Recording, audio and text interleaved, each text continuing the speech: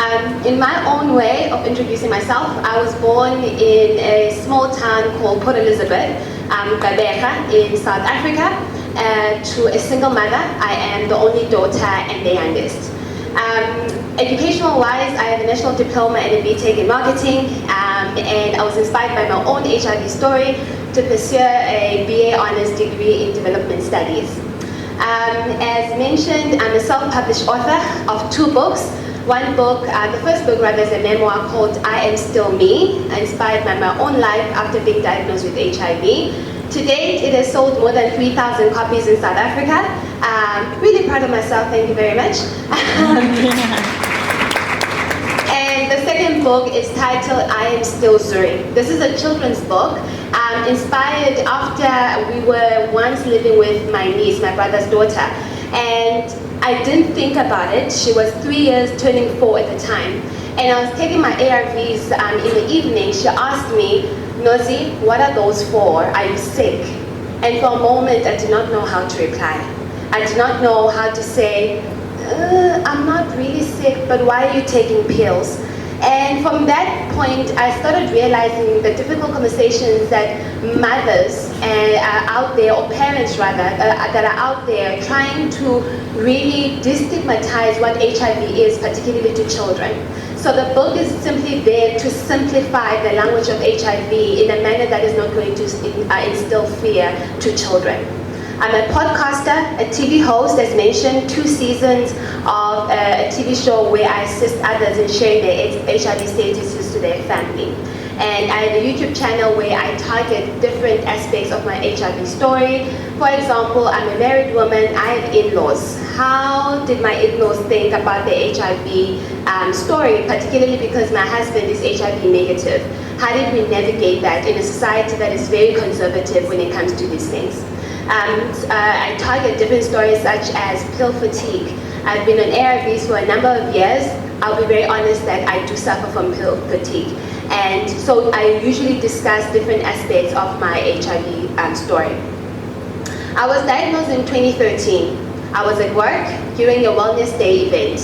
I was 22 years at the time. It was very random. They asked us to go and participate. There's different stations, and one of those stations is to test for HIV. When I walked in there, I didn't think anything of it because I thought I was safe. So a year before, I met a gentleman. It was very charming. I come from a very conservative family that preached that you do not have sex before marriage.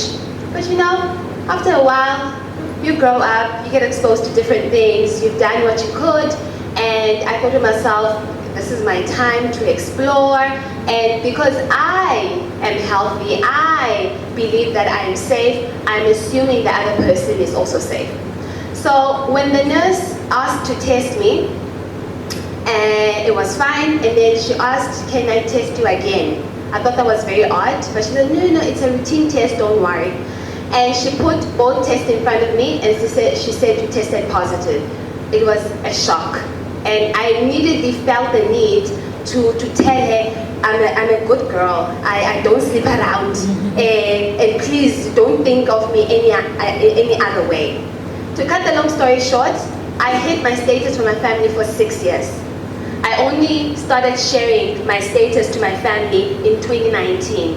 I was diagnosed in 2013. In 2014, I'm just going to shorten the journey. In 2014 rather, I was pregnant from the same partner, and I terminated the pregnancy because I was afraid of what my family is going to say. I felt like I could hide the HIV status, but a child you cannot hide. It's there, it's visible. In 2017, I started my ARV journey. You would remember that back then in the day when I was diagnosed, for example, in 2013, it was all about only people that had a CD4 count of more than 350 were encouraged to start treatment. So when I was diagnosed, my CD4 count was around 600. I was considered relatively healthy. Then the World Health Organization changed their policies to say that you test and treat. But I delayed my starting of the ARVs because I felt now that is going to be a reminder that I'm really HIV positive. Because there were days where I could forget But now starting a treatment is going to be, because it's a commitment, right? It's a lifetime commitment. And now that is going to be a reminder that I was HIV positive. And then I only started in 2017. I got married in 2019 to an HIV partner, and recently in 2013 in June, we found out that we were pregnant, and I gave birth to a bouncy, beautiful, big baby boy who was HIV negative. So when I was asked to share my experience of living with HIV and what are some of the influencing factors that I've encountered along the way. Firstly, I believe that we are on the right track when it comes to our interventions when it comes to HIV. However, I want us to all agree that it is a not one-size-fits-all approach. We cannot be dealing with the HIV interventions if we are not going to address some of the most crucial and really important influencing factors in our society. In South Africa, for example, we deal with a lot of GBV cases. We deal with a lot of power dynamics within the households. We deal with a lot of patriarchy. I read an article very recently says South Africa is considered to be the #1 rape capital in the world, with 10,818 rape cases reported in the first quarter of 2023. The rate at which women are killed by intimate partners in South Africa is 5 times higher than the global average. To make it very simple, I worked at an NGO for a number of years. So the interventions when it comes to targeting women, I believe we're on the right track. But let me make it very simple and very practical. So a woman will walk into our doors, we test them, let's say we found out they're pregnant. Immediately we test for HIV. They're coming alone, that's the first point. They test HIV, they test that they're HIV positive, we encourage them to start treatment. We have to be very honest that willingly, when it comes to women, they're more willing to start the treatment. They don't really delay it. Then what happens is that they go back home. The first point is, where did you get it? I'm healthy. That is a lie. And it's going to be very difficult now to even encourage that partner to come and test. So to what degree our interventions are effective when it's only targeting one part of our population? Now, I have not experienced GBV directly, but I have seen how power dynamics have influenced how my HIV journey has turned out. When I found out in 2013, the doctor advised my partner and I, my then partner, to now practice safe sex so that we avoid reinfecting each other. They only spoke to me. My partner was not there. And for me to relay that message to my partner back home, that was very difficult. And that is how 9 months later, I found out that I was pregnant, because we continued to engage in unprotected sex. And I felt that I did not have a voice in that relationship to say otherwise. So we have to make sure that our interventions are representative of the realities that we are facing in our societies. I mentioned earlier on that in 2013, we received the news that my partner and I, my husband rather, and I are pregnant. I met my partner in 2016, immediately shared I was HIV positive, but continued the relationship despite that. That's another thing. We do not have to be apologetic about our HIV statuses. And we do not have to be apologetic and feel like we need to get into relationships where we are going to be cornered and oppressed because of our status. I'm educated, I'm very much aware and informed about the subject of HIV. But I was very surprised and taken back on the treatment that I received from a medical practitioner.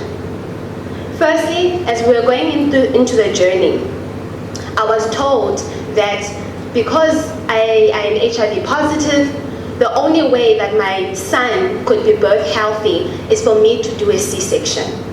It was not an option. They told me straight up that we are going to perform a C-section. Secondly, he told me that I could not breastfeed.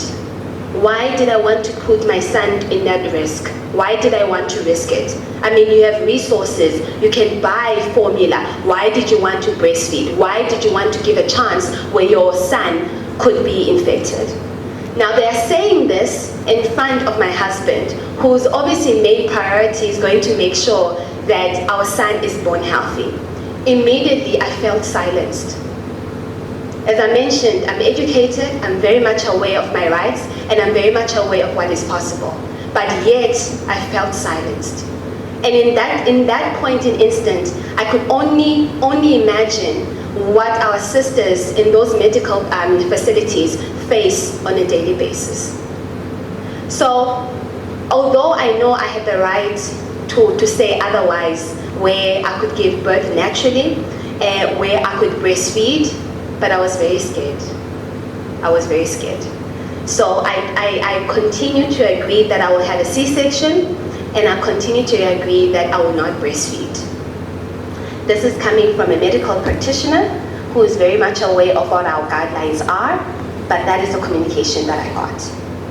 So I'm sharing these things so that once again, we realize there is no one fit approach.